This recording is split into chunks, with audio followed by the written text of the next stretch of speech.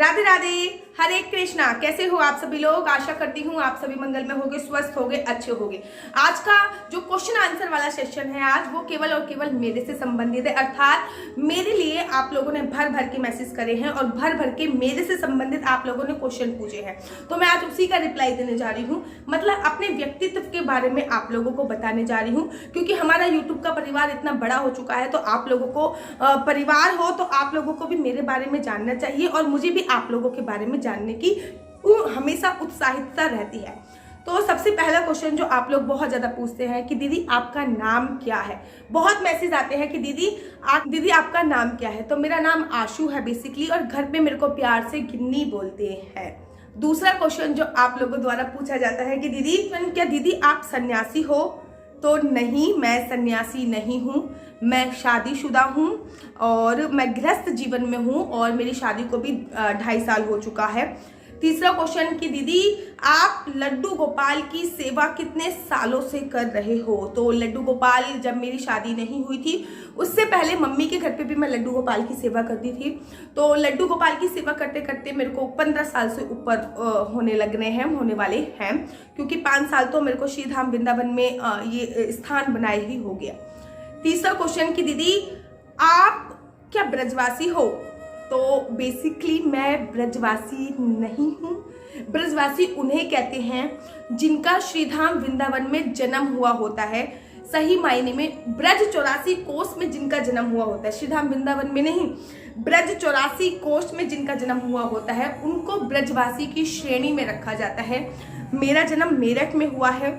जब मैं 1 साल की थी तब मैं दिल्ली में आ गई थी। मेरी पढ़ाई पूरी दिल्ली में हुई है, तो मैं ब्रजवासी नहीं हूँ। हाँ, बिहारी जी की कृपा से मेरे को ब्रज में वास मिला है, 5 साल से मिला है, और इस वास को मैंने सेवार्थ बना दिया है। अर्थात मेरे को एक छोटा सा बिहारी जी ने आशियाना यहाँ पे दिया रहने के लिए, और मैंने उसको सेवार्थ भाव से बिहारी जी को ही समर्पित कर दिया। यहाँ पे बहुत सारे लोग आते हैं और निस्वार्थ निःशुल्क यहाँ पे रहते हैं। यहाँ पे रहने का एक भी चार्ज नहीं लिया जाता। अब मेरे से संबंधित क्वेश्चन कि दीदी आपकी क्वालिफिकेशन क्या है। जो बिग क्वालिफिकेशन है वो मैंने डॉक्टरेट करी है नेचुरोपैथी एंड योग में। मैं योग की 7 साल मैंने योग को दिए हैं, अर्थात पढ़ाई के अलावा।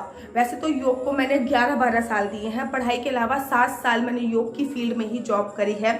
और योग और आयुर्वेद में मैंने डॉक्टरेट करी है, MA भी करी है, MPhil करी है, PG डिप्लोमा करा है। तो मेरी जो भी क्वालिफिकेशन है वो योग से संबंधित है। बेसिकली मैं डॉक्टरेट हूँ नेचुरोपैथी एंड योग में। दीदी आपके हस्बैंड क्या करते हैं। तो मेरे हस्बैंड का नाम सतीश चौहान है और वो डिजिटल मार्केट में है। अर्थात जो अभी आपकी वीडियो में ऐड आते हैं, गूगल पे जो आपको ऐड शो होते हैं, फेसबुक पे जो भी आपको ऐड शो होते हैं, या फिर किसी के बिजनेस को ऑनलाइन जो प्रमोट किया जाता है, वो वर्क मेरे हस्बैंड का है। उनको डिजिटल मार्केटिंग में है, उन्होंने MBA करी है, तो वो डिजिटल मार्केटिंग में है। नेक्स्ट मेरे पिताजी, मायके की तरफ से मैं बताती हूँ पहले। मेरे पिताजी आर्मी में थे, तो मेरा जो जन्म हुआ है वो मेरठ में हुआ है, अर्थात मेरठ में कैंट में मेरा जन्म हुआ है, आर्मी में, आर्मी हॉस्पिटल में। उसके बाद जब मैं 1.5 ईयर की थी तब मेरे डैडी रिटायर हो गए थे, मेरे पिताजी रिटायर हो गए थे और हम दिल्ली आ गए थे। उसके बाद मेरी सारी पढ़ाई दिल्ली से हुई है। इनफैक्ट मैंने योग की पढ़ाई भी दिल्ली से ही करी है। उसके बाद मेरी अचानक से मेरा मन परिवर्तित हुआ और मैं शादी से 5 साल पहले श्रीधाम वृंदावन में आ गई थी। भागवत की शिक्षा ग्रहण करने में श्रीधाम वृंदावन में आई थी और मैंने भागवत की शिक्षा श्रीधाम वृंदावन में रहकर ग्रहण करी। अब नेक्स्ट क्वेश्चन जो आप लोगों द्वारा मुझसे पूछा गया है वो ये है, आप क्या भागवत कथा करती हो। अगर आप भागवत कथा करती हो तो कितने पैसे लेती हो। तो मैं राम कथा, शिव महापुराण, देवी पुराण और भागवत कथा करती हूँ और मैं उसका एक भी शुल्क नहीं लेती हूँ, क्योंकि मेरे परम पूजनीय मेरे पिताजी ने मुझे भागवत सीखने की ही परमिशन तभी दी थी जब उन्होंने कहा था कि आप भागवत को, भगवान के गुणगान को कभी बेकोगे नहीं। तो मेरे में इतना सामर्थ्य नहीं है कि मैं भगवान के गुणगान को बेक सकूं, इसलिए मैं कथा करने का एक भी शुल्क नहीं लेती हूँ। और क्वेश्चन जो आप लोगों द्वारा मुझसे पूछा गया था कि दीदी आपकी शादी कहाँ पे हुई है? तो मेरी शादी गढ़गंगा के पास अमरोहा डिस्ट्रिक्ट है, हसनपुर अमरोहा एक डिस्ट्रिक्ट है, वहाँ पर हुई है। बेसिकली मेरी शादी गढ़गंगा के पास हुई है। गढ़मुक्तेश्वर अगर आप लोगों ने सुना हो तो गढ़मुक्तेश्वर अमरोहा हसनपुर में मेरी मैरिज हुई है। और अभी मेरे हस्बैंड गाजियाबाद में रहते हैं, तो मैं उन्हीं के साथ गाजियाबाद में रहती हूँ। और वृंदावन में महीने में 1 या 2 बार अवश्य और अवश्य आती हूँ, अवश्य और अवश्य ही आती हूँ। दीदी आपका नेक्स्ट क्वेश्चन जो आप लोगों द्वारा पूछा गया, दीदी जो आपका ये गले का सतिया है ये परमानेंट है या फिर आर्टिफिशियल है? तो जो मैंने गले में ये स्वास्तिक बनाया हुआ है, कभी कभी लोगों को संशय हो जाता है कि दीदी आपका ये उल्टा दिख रहा है या फिर सीधा नहीं दिख रहा। तो मैं आप लोगों को एक बात क्लियर कर दूं कि मैं फ्रंट कैमरे से वीडियो बनाती हूँ। जब भी मैं फ्रंट कैमरे से कोई भी वीडियो बनाती हूँ तो उसमें कोई भी चीज़ आपको उल्टी दिखती है। तो बेसिकली ये सतिया मेरा सीधा ही है, फ्रंट कैमरे में ये आपको उल्टा दिखता है, ये परमानेंटली है। यहाँ पे हमारा विशुद्धि चक्र होता है। विशुद्धि चक्र अर्थात विशुद्धि चक्र को मैंने एक्टिव करने के लिए ही ये स्वास्तिक मैंने बना रखा है। आप लोगों द्वारा पूछा जाता है दीदी मैं आपसे मिलना चाहती हूँ, हमें आपसे मिलना है। बहुत सारे लोगों के भर भर के मैसेज आते हैं, तो मैं जल्दी से मीट एंड ग्रीट रखूंगी। हम लोग गाजियाबाद में श्री धाम वृंदावन में जरूर मिलेंगे। और जल्दी से मैं एक नंबर भी पब्लिश करूंगी जिससे जो भी आपकी इंक्वायरी होती है वो मैं फुलफिल कर पाऊँ।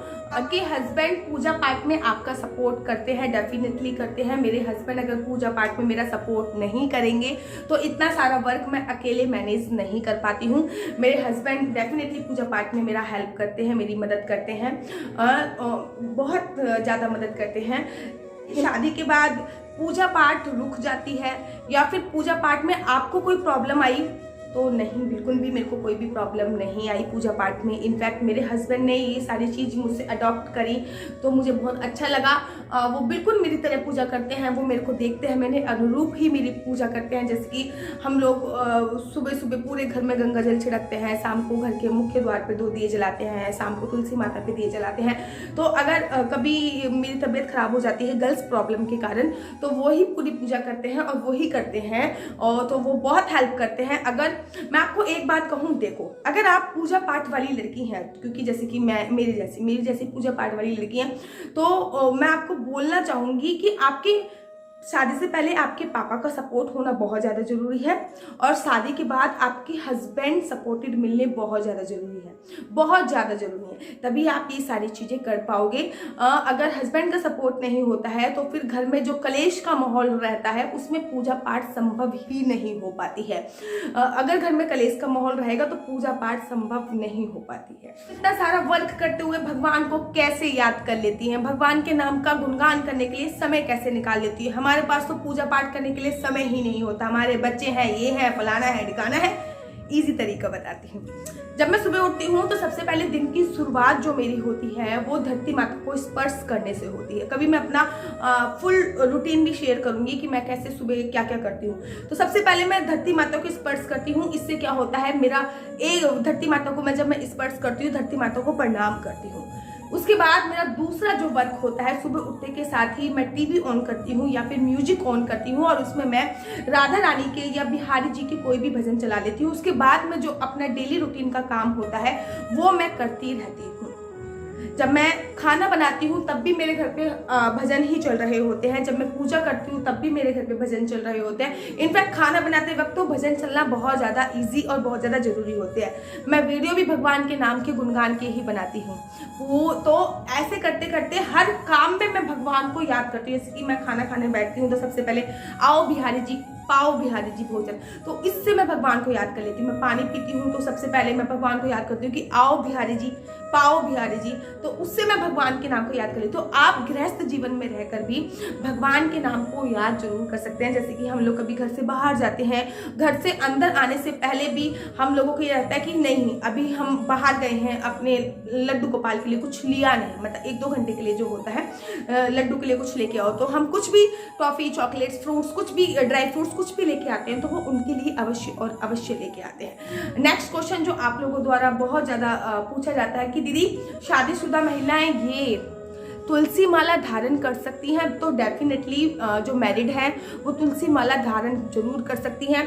मैंने ये तुलसी माला धारण कर रखी है, मेरे हस्बैंड ने रुद्राक्ष की माला धारण करी हुई है।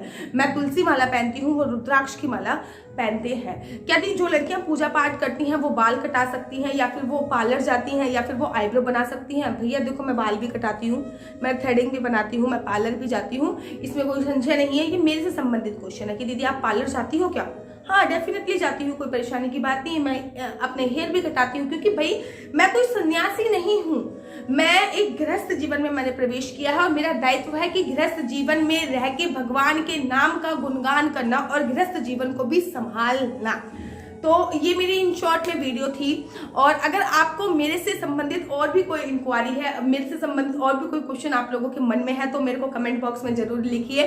मैं नेक्स्ट वीडियो में अगर इसका सेकंड पार्ट, अगर आपके कमेंट्स आए ज़्यादा, तो मैं इसका सेकंड पार्ट जरूर बनाऊंगी। और कैसी लगती है आपको मेरी वीडियो? और तो अगर आपको मेरी वीडियो अच्छी लगती है तो आप अपना यूट्यूब चैनल हरि बोल को लाइक शेयर सब्सक्राइब करना बिल्कुल भी मत भूलिए। तब तक के लिए मुझे दीजिए इजाजत। राधे राधे, हरे कृष्णा, हरि बोल।